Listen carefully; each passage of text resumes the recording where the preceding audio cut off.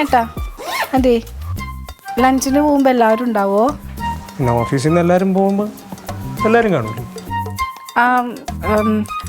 ഷീനയും രാജിക്ക് ഉണ്ടാവോ? ഓ അപ്പൊ അതാണ് നിന്റെ പ്രശ്നം.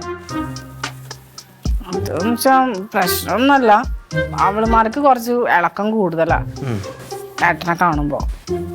പ്രത്യേകിച്ച് ആ ഷീന എനിക്കിഷ്ടല്ല അവളെ. എന്റെ പൊന്നു മോളെ, നിനക്ക് സംശയരോഗമാണ്. ഇതിപ്പോ കൊണ്ടുപോയി ഡോക്ടറിനെ കാണിച്ചാൽ കുറയ്ക്കാം.